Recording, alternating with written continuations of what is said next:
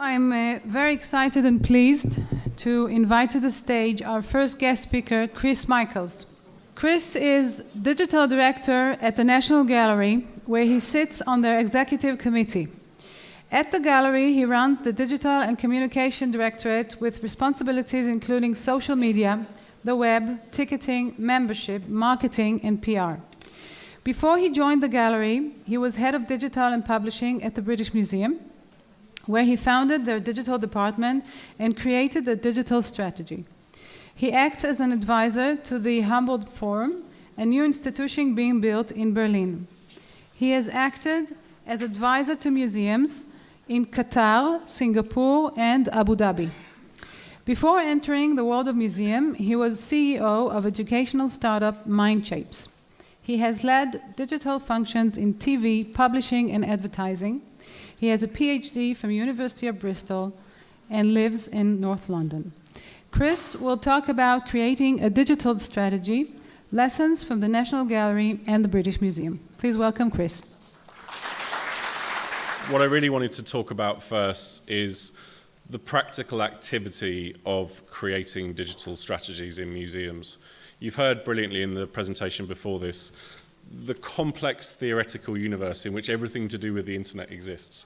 It's a world of talk and ideas, but when we do digital in museums, we have to narrow it down to actual real things that we do.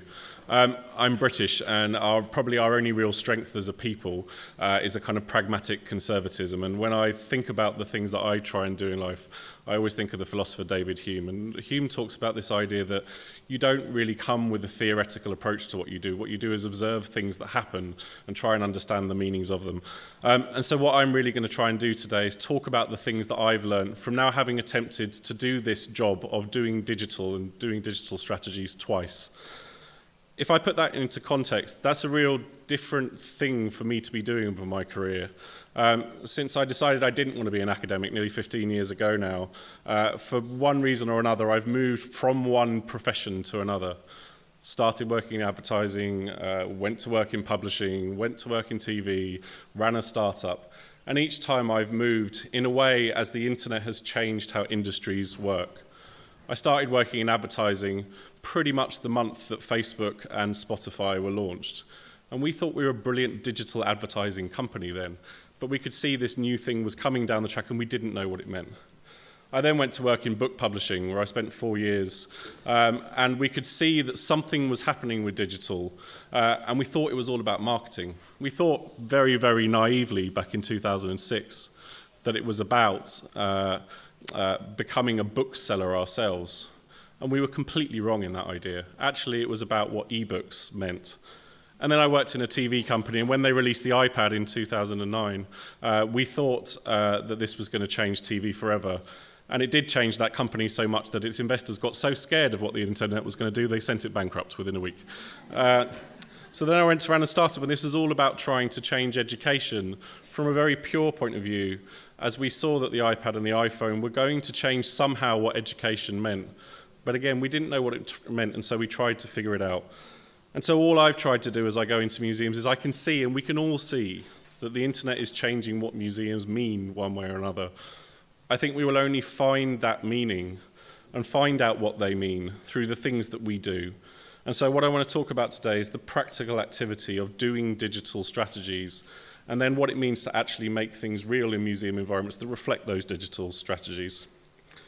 I feel in a way that coming into the museums is the completion of the kind of rounding of a circle I didn't really know existed in my life, because I started out as a wannabe academic. I wasn't going to be a very good one, so I gave up on that quite quickly.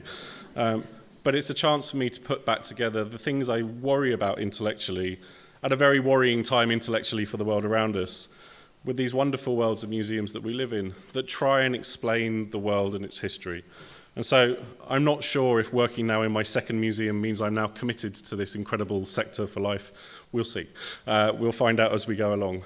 But I do think this is a remarkable time where the things that the internet is starting to mean and the conclusions we can start to come about for its meaning, we can start to bring into the museum sector in a world actually that has much bigger problems, I would say, than the internet facing it.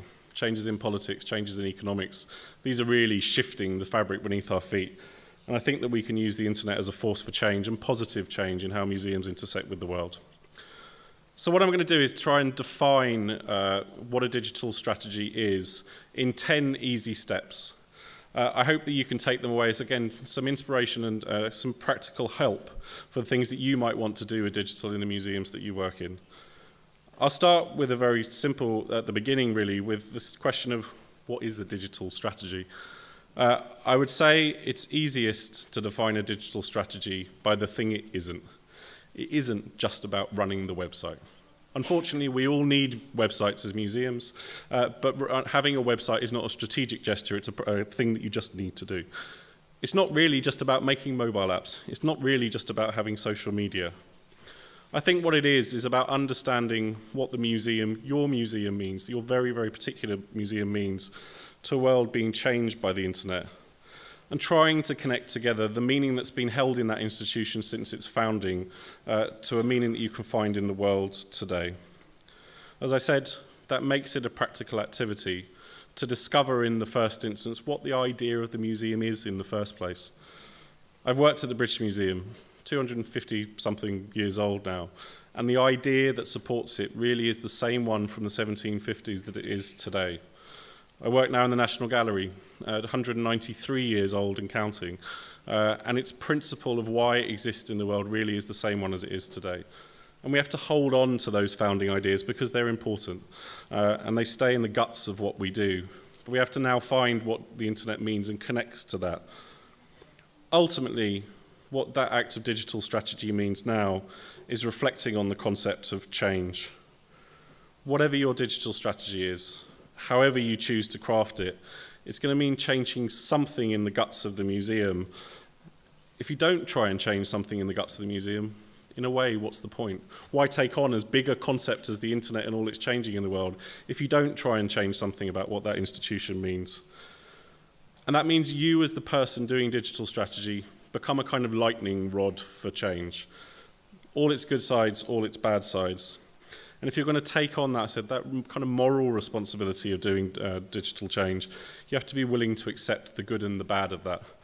In some ways, I feel very proud that I had a troll at the British Museum, someone who disliked the things I did so much that they were willing to criticize me and the people who work for me constantly on Twitter. That's a symbol of the digital world we live in, where that kind of online behavior has emerged in the last 12 years that didn't exist before. And it suggests that we were, as Steve Jobs used to say, throwing a rock in the ocean in the right, or putting a dent in the universe in the right way, and trying to change something. And I think that's ultimately, at the core of it, what a digital strategy will be. Trying to change something about what a museum is that's reflective of its past and holds true to its spirit, whilst trying to create a different kind of future for it. Step 2 is really deciding when you should have a digital strategy. The simplest observation I can make with that is don't have a digital strategy unless you have a museum strategy. It seems like an obvious thing, but many museums don't have strategies. They have things that they do and plans that they work towards. But can you really point at something that holds this institution together and say, this is what we're trying to do in the world? Can someone stand up and say, this is what this museum will be in 10 years' time? Forget about the internet. It's all about the other things that this museum will be in 10 years' time. A digital strategy, any kind of strategy delivered in isolation from overall strategy, I would say is almost guaranteed to fail. Because if you are trying to change something here while everything else remains the same here, all you will do is run into barriers and constant changes of constant kind of differences of direction that will make it difficult. I can talk about the context of doing strategy in 2 different museums, and you can start to see some of the differences that means. The British Museum, big, complicated institution, was held together while I worked there by the incredible vision of its then director, Neil McGregor. Neil is one of those remarkable museum directors who has this unique power to describe what an institution is in a single sentence, and everything formed around the strength of his vision. He said that what the British Museum is the museum of and for the world, the one place in the world where the history of all of humankind came together from its earliest manifestations through to today. And that defined all the other programs that the museum created around it. And so it gave it a very, very strong and clear vision that it could work to. And that gave me the opportunity, as someone then given the responsibility of thinking, what does the internet mean here? Something to connect it back to. The National Gallery sits in a different point. We are at the National Gallery creating an entire programme of change for the institution as it leads towards its 200th anniversary. That's based on the principle of the renewal of its virtues for the 21st century. And what we've created is 6 strategic pillars that we can work towards across programming, across building new buildings, about how we work with our staff, of which digital can be one of those 6 pieces. Both of those are very strong ways to start for doing something like a digital strategy. One that's driven by vision on one side, and one that's driven by a very, very clear programme of cross-institutional change on the other. And however you come towards that, you need something more than let's do the internet as your anchor for the things that you want to do.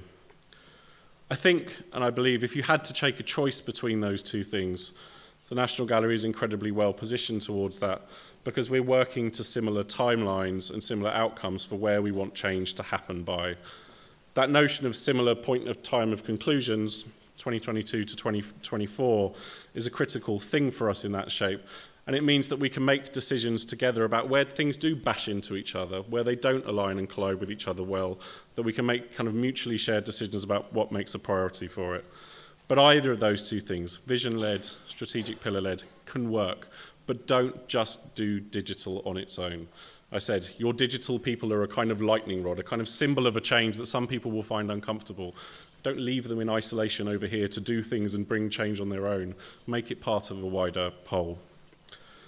Step 3 is then thinking about what parts a digital strategy is made up of. It comes really from that question of the strategic environment which it sits. On one side, you can think about vision. On the other side, you can think about value propositions, about how you're going to construct this piece around.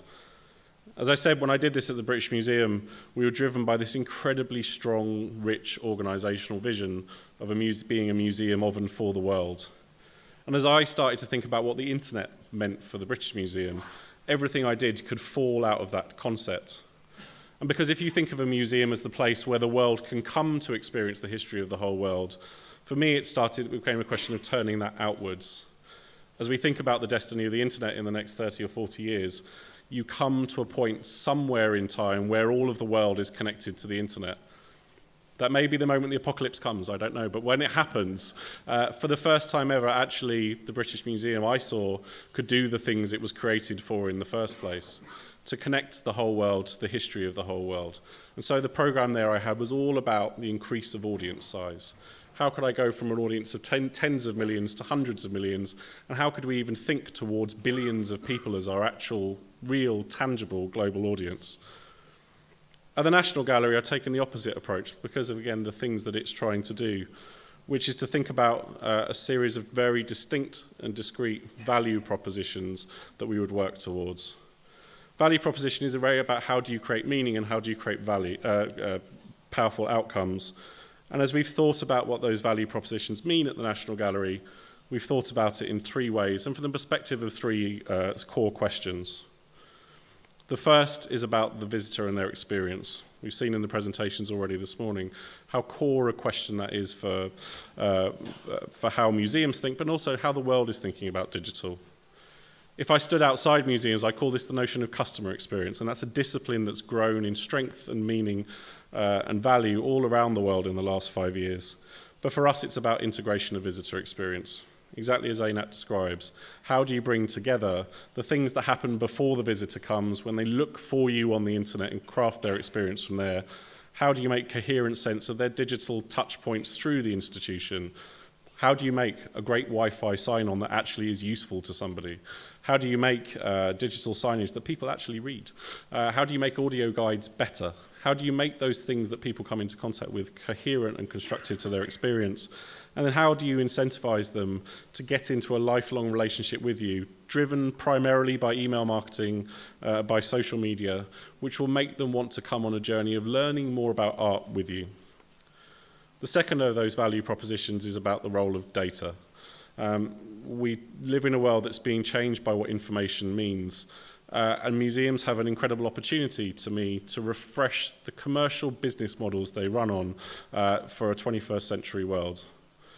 This is on one side about bringing data sources together and learning from them. On another, a more practical side, It's from thinking how the things you do can be altered by the ways that the people behave online. I take ticketing as my starting point in this. The ticketing model used by many museums has really been the same one since the 1970s. For those of you who know your museum's history, back in the 1970s, just before Nixon got impeached, he agreed a deal with NASA in Egypt to take Tutankhamun and take it to America for the first time. The then director of the Met looked on in horror as Tutankhamun travelled around the country, and every museum he went to, he created queues of tens of thousands of people down the road. Went from Chicago to Los Angeles to Seattle, and they thought, we can't have all of these people queuing down Broadway and queuing down Fifth Avenue. What are we going to do? So they created the modern model of ticketing for museum exhibitions. They took the day, divided it up into time slots, and made you buy for a ticket that said, I'm coming at 10:10. And that model, for better or worse, that worked brilliantly for Tutankhamun, because of course the whole world wanted to see the boy king, has been transferred into museum exhibitions all the way around the world. And so now if you come to see the Scythians at the British Museum, you have to buy for 10:30 in the morning. Or if you go to see Ai Weiwei at the Royal Academy, you buy for 3:34 in the afternoon. And it's works fantastically when you've got great high demand, but of course most of the time you don't have that. Now I look at the outside world and think, well, how is the internet changing how something like ticketing works? And you look at the way pricing works on Amazon, the way it increasingly works in other cultural areas like theatre or opera, and say, well, actually, pricing now becomes a fluid, unfixed entity. And so for me, that becomes about a question of saying, well, how do we introduce dynamically priced ticketing into the museum? How do we change the price for ourselves and for our audiences as we go through the run of our exhibition, rather than really saying it's £20, crossing our fingers and hoping that it works, and then doing more marketing if it doesn't work all along the way. And that's logic that we can apply to other things that we do throughout the institution. The third of the things we do really is about innovation and the fun stuff.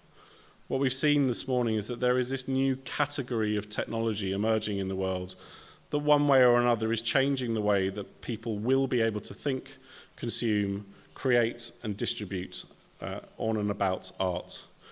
I don't know, I won't try and tell you what I think virtual reality, augmented reality, alternative reality and artificial reality means. These are very large questions that will emerge over time in their true meaning. But I can tell you absolutely that they will do something that enables art to be consumed in ways that hasn't been possible before.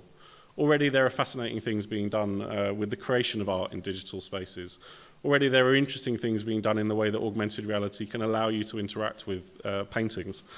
And I think for us as an institution that tells uniquely the story of Western art from its real beginnings in the 13th century to its probably its peak at the end of the 19th century, we have to think again, how do we connect this future of the consumption of artworks with its past and make coherent sense of them, not just for ourselves, but for our audience. And so at the National Gallery, those three models are defining the programs of work we do, give us the chance to define clear metrics and direction for what we want the change from the back of them, and give a context for change. Because I believe all these things can be changed, and we have to then work through a process, day on day, week on week, month on month to do it. All I'd say overall is that whilst you want to start with big ideas here, narrowness of focus is the key. If you can't turn digital from the theoretical into the practical, ultimately, no one will give you money to do it. And ultimately, if you don't have any money to do it with, you may not end up doing anything at all. And it will remain merely fantastic PowerPoint slides at the end. And that will be a shame. So step 4 then is knowing how you can create a digital strategy. Again, 2 ways of doing it, neither of which is the right answer, but 2 models that people have worked with. One is about collaboration and collaborative focus. Workshops, groups of stakeholders that come across together from the institution to come to shared conclusions. As I mentioned, I work in Germany on a project there, and German culture is very different from British culture and is intensely focused on collaboration and everyone agreeing on everything. I've been in Israel only a short period of time, but I can guess that's not always the approach that's taken. being British and living in a democratic model that's often been described as kind of consensual dictatorship, I can say that that's kind of a model that I have found easier to work with than trying to get everyone to agree on everything, which is to in some ways take an intense focus from a small group of people, or sometimes just yourself, and come to a conclusion about what you want to do. The process really then, actually I would say, is more than the process of creating it, is about getting it done quickly. Nobody likes strategic thinking processes that drag on for years and years and years. I would say if you want to set yourself a timeline for doing a digital strategy, make it 3 months. At both the British Museum and the National Gallery, the way I got things to move there was to make a kind of devil's trade-off. That you give me 3 months to come up with a plan, and then we will buy into the plan together at the end of doing it. And both times that has led to a strategy that has enough form, from my point of view, to be investable, but then is loose enough for us to get on and actually do the work. Because a strategy that lives as a 10-page, 15-page document is dead already. A strategy lives, again, in the program of work that you then go on and do. So if you can make a strategy that becomes one single page, then you have the best kind of strategy of all. Step 5 is then about how you get started, and I'll talk more about this in the presentation after the break, but it's about doing things that make this real really quickly. I used a concept in the workshop we did yesterday about the notion that an investor called Reid Hoffman has between being a pirate and being a captain. And digital people often start as pirates. We want to make a splash and make an impact quickly, and that means doing things that if you wrote 10-page documents about it, no one would ever agree to. So trying to find things that you can do that make an impact quickly, that show people that change is possible without having to, as I said, create vast reams of documentation and really live in the museum process is an incredibly potent trade-off to make.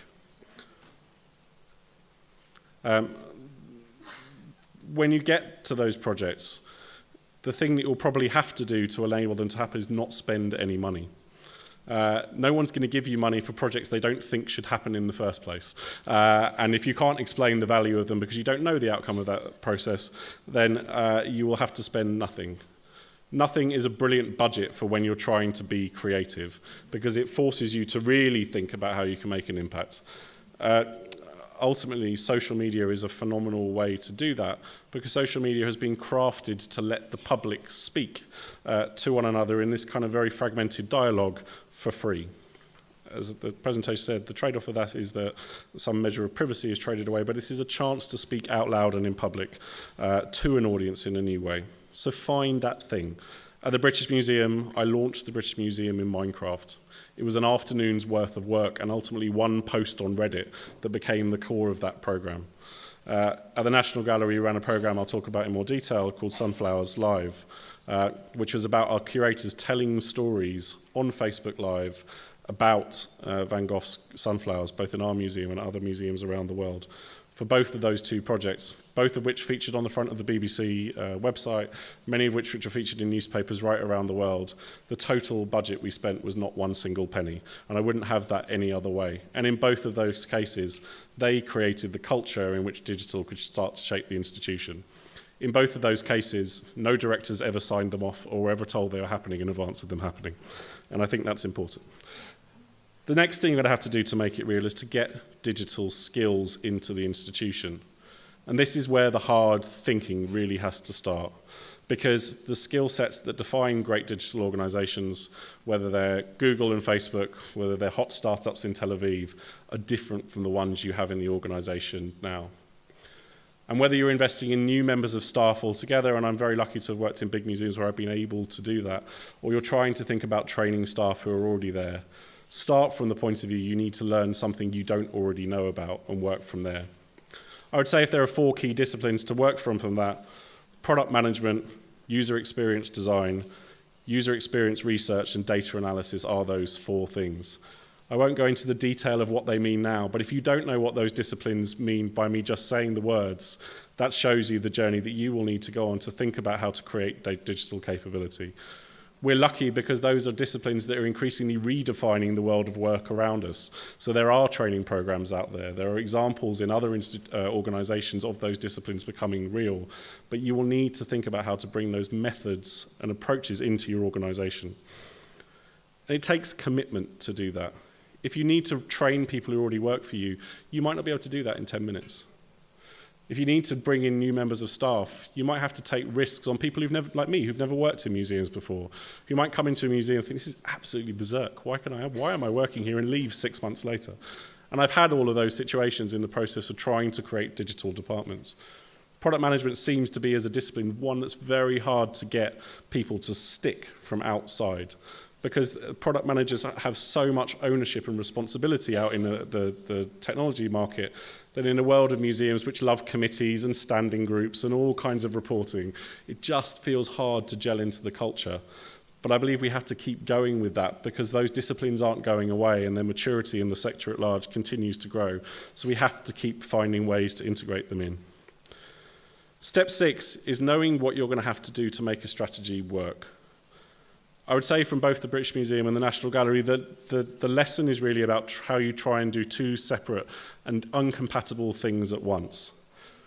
The biggest underlying challenge for digital success in museums is about the quality of IT infrastructure that we have. I sit on top of a ticketing system at the National Gallery which is 20 years old this month. That's a long time. The collections management system that I upgraded significantly at the British Museum last year was 17 years old. Speaking to a colleague this morning, talking about exactly the same question, collections management architecture being used in Israel, over 30 years old. Those systems come from a world that is not very agile in the way that it can do things, and they are often systems held together by sellotape, goodwill, and a little bit of love.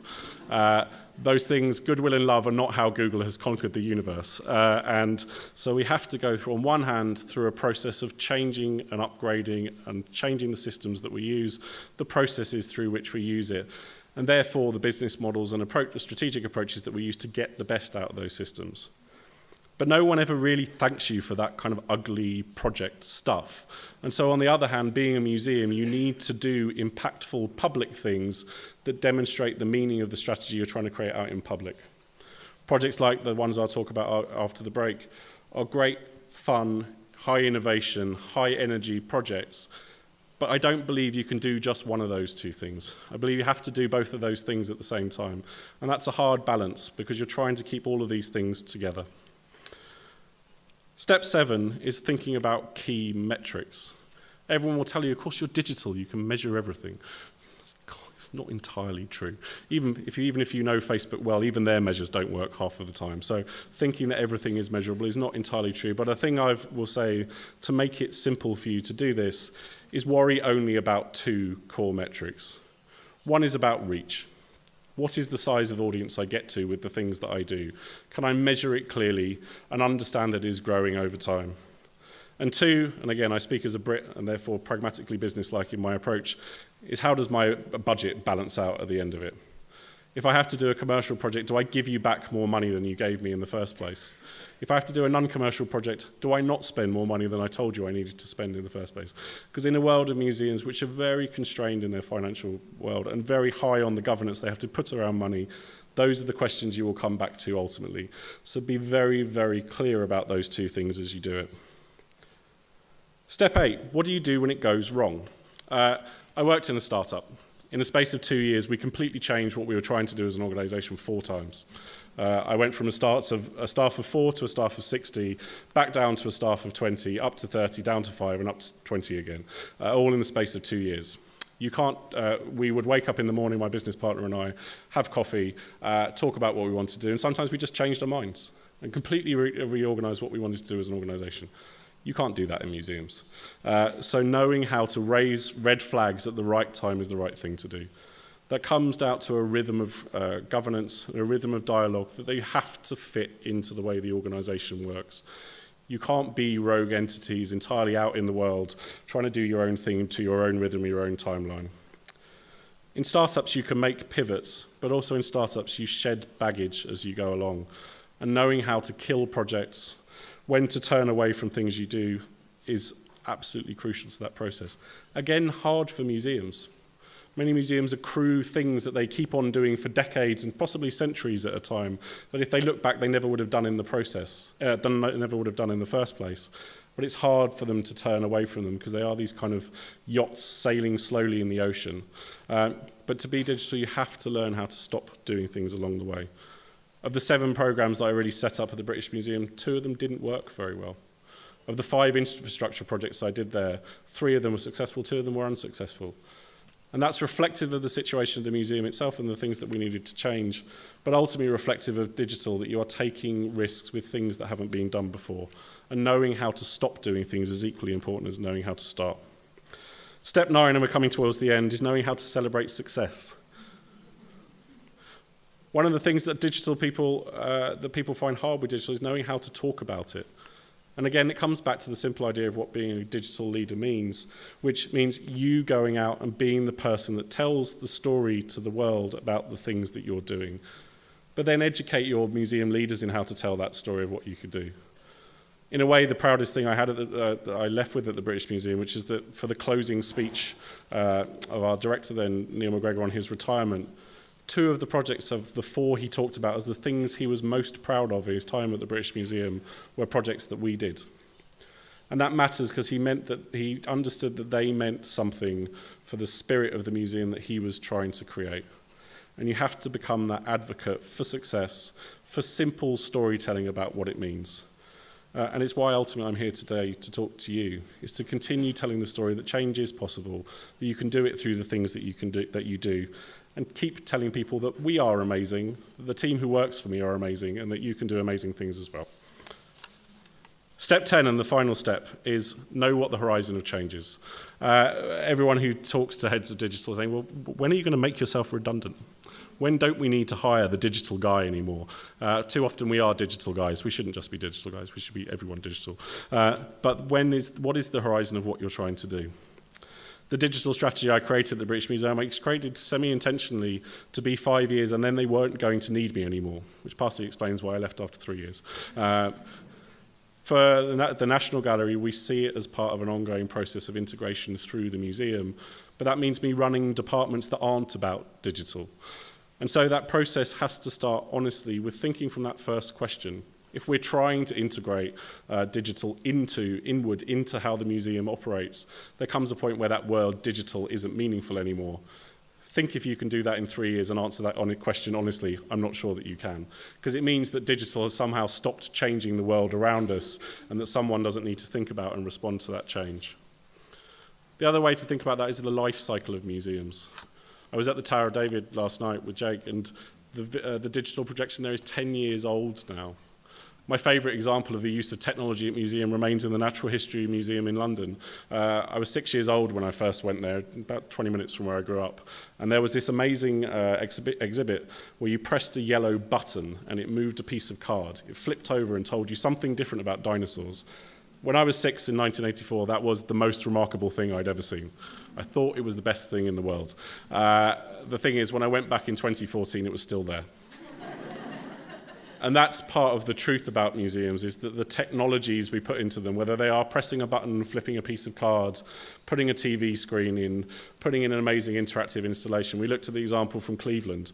When does that piece of technology become obsolete? Is it already obsolescent in the act of putting it into the gallery? We put 4K screens into the British Museum 2 years ago. Are we putting 8K screens or 12K screens or 20K screens into them now? Technology makes itself more obsolete more quickly than anything we do intellectually or culturally in virtually any other sector. So all of the things you want to think are about how you create, how you get out of that question of obsolescence, that starts with the staff that you put in there. How long do you need them for? As I've created a new team structure at the National Gallery, very, very light on a few core managerial disciplines, because most of the people I think I'll need for 3 months or 6 months or 9 months. And so giving yourself the chance to remove yourself from the museum has to be one of the questions you ask. And that's hard because, again, if you're a curator, curators can come into museums when they leave universities and stay there till they retire. And the digital world is, again, changing that notion of employment. But again, that's fine, because that all comes back to the core question is, how is digital changing the world around us? It's changing the world of work. It's changing the audience. And ultimately that process of change remains an ongoing one that we haven't yet come to the conclusion of. But digital, I said, becomes the lightning rod for that. As I look to the future of museums, accepting, integrating, thinking about that process of ongoing change really has to be the question. There's no right model to do it. I can give you advice on the way I think I've done it, but there is no right model for that. But starting from the process of ongoing change, thinking how that change needs to keep reflecting into the future comes from that. And I genuinely believe with that we can keep on making great museums, not just for and from the past, but for the future. Thank you.